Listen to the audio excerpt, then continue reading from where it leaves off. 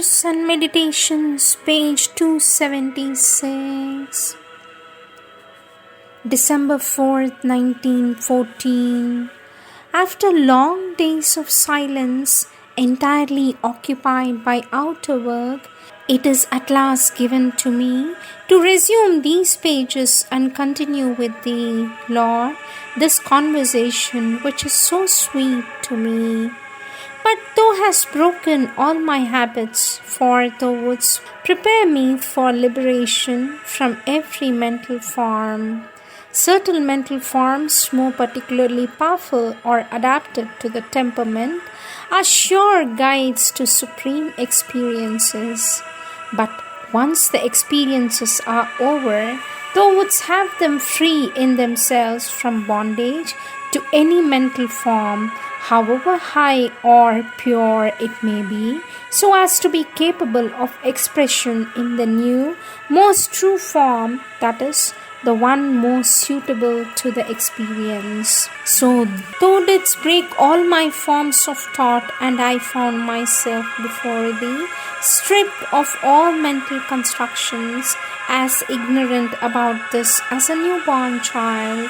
And in the darkness of this void lay once again the sovereign peace of something which is not expressed in words but which is. And I wait without impatience and without fear for Thee to construct once again from the heart of the unfathomable depths the intellectual form which seems to Thee the most suitable for manifesting Thee in this instrument molded out of surrender and ardent faith. And before this immense night full of promise, I feel more than I have ever felt before, free and vast infinitely. And in a supreme beatitude, I offer Thee thanks, O Lord, for the marvelous favor Thou hast bestowed upon me, that of being before Thee like a new-born child. December 10th, 1914. Listen, O Lord, in the silence of deep meditation, my prayer rises ardently to Thee. Is it not a great folly to become identified with one form of thought, one mental construction, however vast and powerful it may be, to the point of making it the living center of one's being, one's experience and activity? Truth is eternally beyond all that we can think or say of it.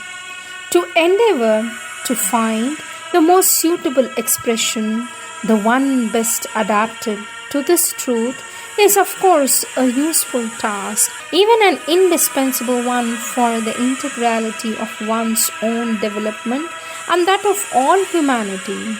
But one must always feel free in front of this expression, have one's center of consciousness about it, in the reality which, despite the grandeur, the beauty, the perfection of a mental formula, always eludes every formula.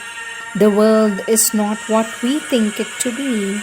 The importance of the idea we have of it lies in its effect of our attitude towards action, and this attitude may come from a much deeper, truer, more unchanging inspiration than that resulting from a mental construction, however powerful it may be.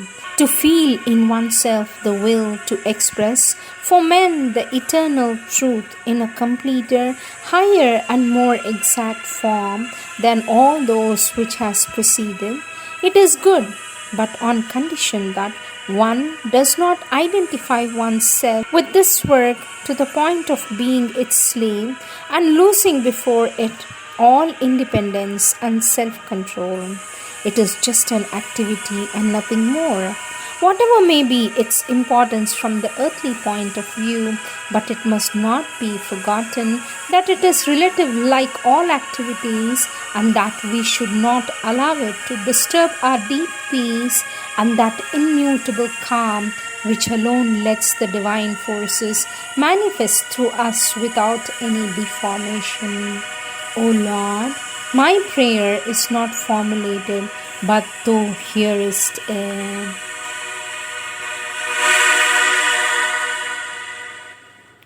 December 12, 1914. We must know at each moment how to lose everything that we gain everything. We must be able to shut the past like a dead body that we may be reborn into a greater plenitude. It is so that the constant aspiration of the inner being expresses itself.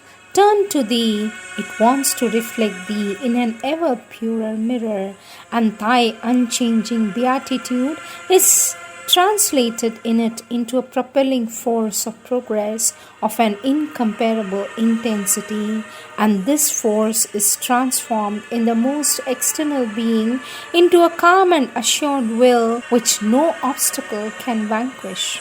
O Divine Master, with what an ardent love I serve Thee, with what a pure and still and infinite joy I am Thyself in all that is and beyond all existence informed, and the true consciousness unite in an unequaled plenitude. December 15, 1914. O Lord, Thou hast given me peace in power, serenity in action, immutable happiness in the heart of all circumstances.